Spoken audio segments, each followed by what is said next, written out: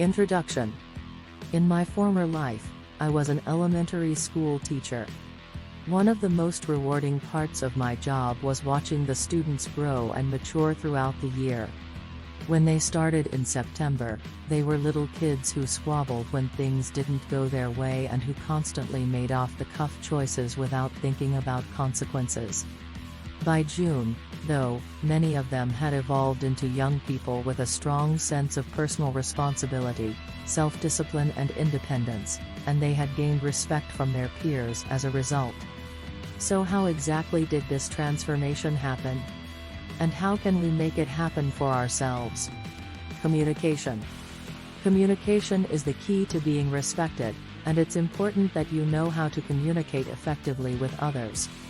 Sometimes this can be challenging, but there are ways you can improve your ability to communicate with others in different situations. If you're speaking with someone who isn't known well by the both of you, such as a new employee, ask questions about their interests and experiences.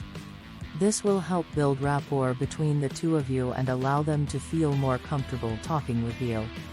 If someone is making rude or offensive comments at work, try not to engage in any type of debate when responding back. Instead, take some time before responding so that no emotion gets involved in what they said. For example, "I'm sorry if my comment came off as rude, I didn't mean for it to." Emphasizing that it wasn't meant in a bad way goes a long way towards showing respect for other people. Initiative. In order to make people respect you, you need to take the initiative.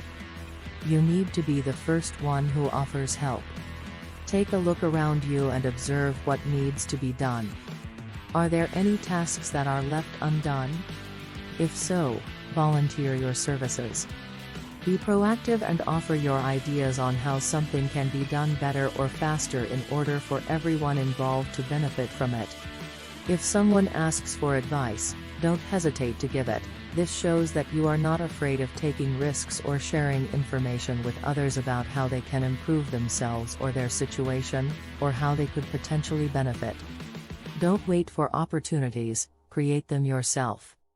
If something needs doing, then do it now instead of waiting until later when someone else might want or need it done too late in time, because by then perhaps another person will have already taken over responsibility because they had no choice either way. Do lack. Personal responsibility. Personal responsibility is the ability to accept responsibility for one's own actions and the consequences that result from those actions.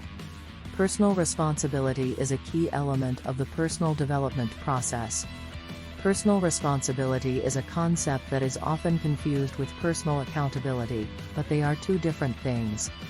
Personal accountability refers to accepting consequences for your actions, which can include taking action to correct them or paying restitution, money, if necessary. Understanding yourself. The first step to understanding others is understanding yourself. This may sound obvious, but it's true. If you know what makes you tick and how your mind works, you'll be better able to communicate effectively with everyone around you. Understanding yourself will also help make your relationships with others more rewarding and fulfilling. Understanding yourself.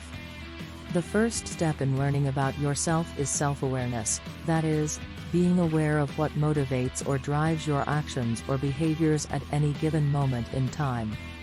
You can start by asking yourself questions such as, what do I enjoy doing? How do I spend my free time? What are some things that I find stressful? How do I react when someone asks me for a favor? Having an idea of who you are will allow other people, including yourself, to get a sense of where they stand with respect to your values and beliefs so that they can better understand themselves as well as their place within society at large. Desire and persistence. Persistence is the second key to respect. You must be persistent in your self-improvement and your desire for success. Persistence is the key to achieving goals, overcoming obstacles, and even overcoming failure sometimes. If you want to succeed at something but are experiencing difficulty, it's often because you're not persistent enough about achieving your goal or task. The same goes for anything else that could help improve yourself as a person. If you aren't persistent enough in working hard towards them, then they won't happen either.